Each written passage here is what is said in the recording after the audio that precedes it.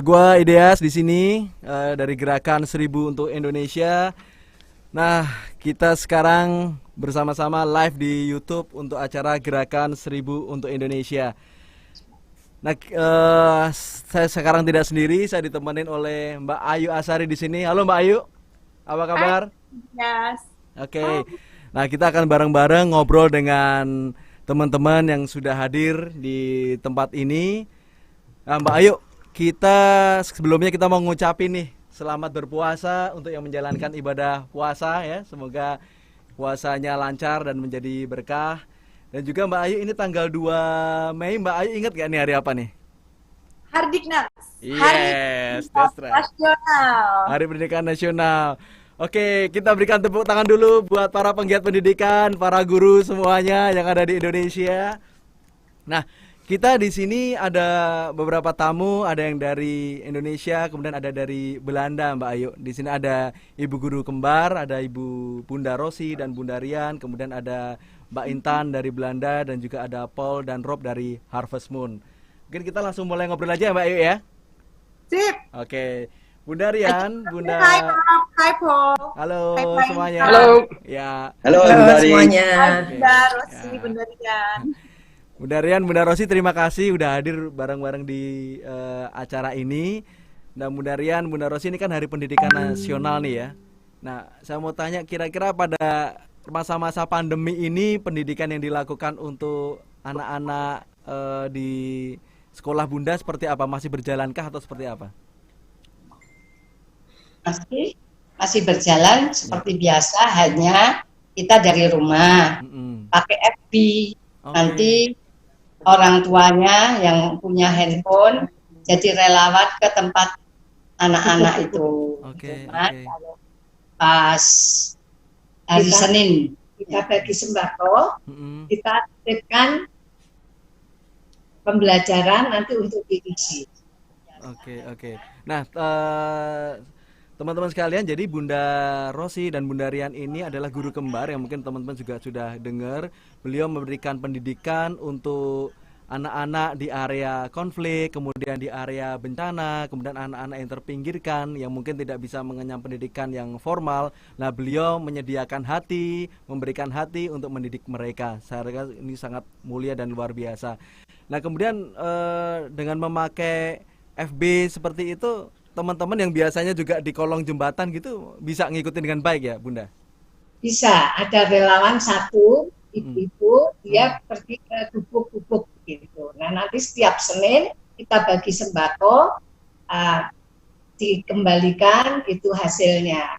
Hmm. Karena biasanya setiap hari kan mereka kita kasih makan. Ya, ya. Tiba-tiba langsung harus diam di rumah, tidak ada sekolah, Mm-mm. makannya dari mana? Jadi kita berikan sembako seperti itu setiap Oke. minggu. Jadi pembelajaran tetap berjalan dengan seperti biasanya. Ya, ya. Kalau boleh tahu Bunda, sebenarnya apa yang memotivasi Bunda atau menggerakkan Bunda untuk memberikan hati untuk anak-anak yang terpinggirkan ini? Waktu kecil, bapak saya selalu kalau kita naik kereta lewat Jakarta mau ke Hotel Indonesia dari Semarang, Hmm. itu ada gubuk-gubuk kecil. Beliau mengatakan itu tugasmu. Hmm. Tapi tugas apa ya? Saya masih kecil, nggak ngerti. Kamu harus didik mereka supaya Indonesia maju. Karena pada zaman itu kan selesai penjajahan. Ya, ya. Jadi memang harus dididik untuk Hmm. menjadi apa Indonesia maju, Ya. negara yang maju itu harus lewat sebuah pendidikan. Karena pendidikan akan merubah status manusia. Ya, ya betul sekali. Melalui pendidikan kita semakin maju ya, Bunda ya. Dan ini kan juga pakai surjan ini bukannya tanpa alasan. Ini adalah pakaian yang selalu dipakai Ki Hajar Dewantoro ya. Kalau di Iya. Jogja itu kebetulan saya dulu sempat berkantor di Jogja, hanya berapa ratus meter dari tempat kelahiran beliau dan sekolah beliau di Taman Siswa. Nah, inilah Siswa. semangat-semangat Bapak pendiri bangsa gitu ya.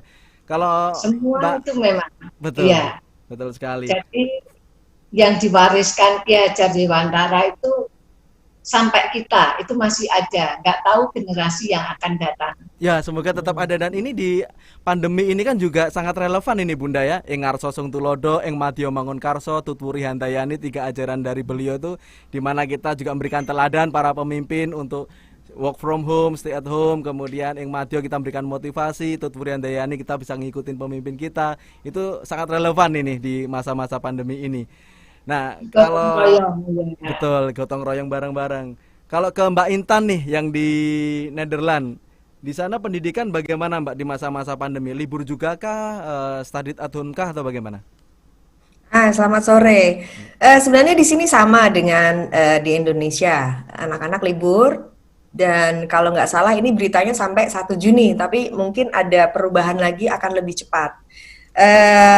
Jadi jadwal sebenarnya mirip-mirip dengan jadwal sekolah cuma di rumah. Jadi mulai dari jam 9.30 pagi sampai kalau nggak salah 1:30 atau 2:30 sore mereka belajar online.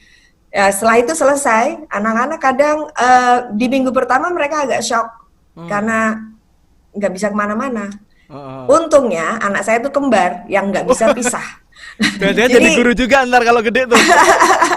Jadi kemana-mana mereka bisa berdua. Terus berdua terus. Cuma ada kesulitan sedikit. Dari kembar ini dia sangat aktif di sport. Jadi dia ikut bola. Kebetulan dia akan diambil oleh tim bola setempat. Nah, agak resah juga dia. Karena harusnya dia ikut dengan teman-teman yang tim bola, jadi nggak ikut. Jadi yang dikejar-kejar adiknya terus. Adiknya, ayo main bola, main bola. Sedangkan adiknya nggak tertarik. Adiknya lebih tertarik ke badminton.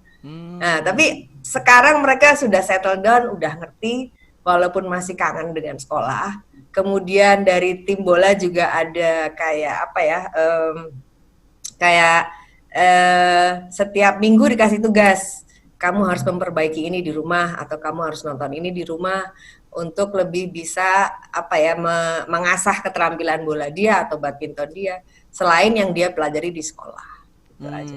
Tapi lumayan stres loh.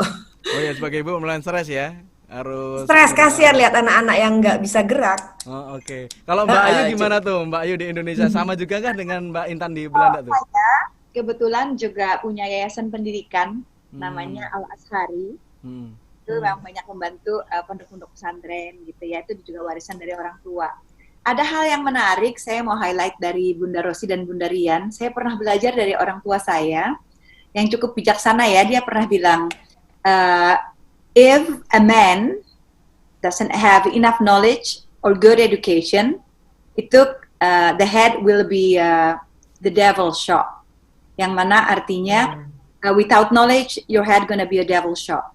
Jadi memang edukasi itu penting sekali buat kita manusia untuk belajar sesuatu agar ada pencerahan.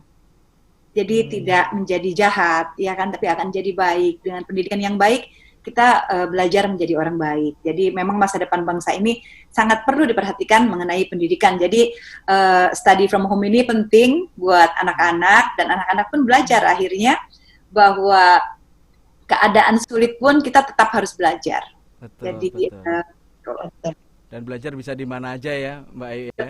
Jadi penting sekali anak-anak punya pendidikan yang baik dan mengerti juga belajar melewati keadaan sulit.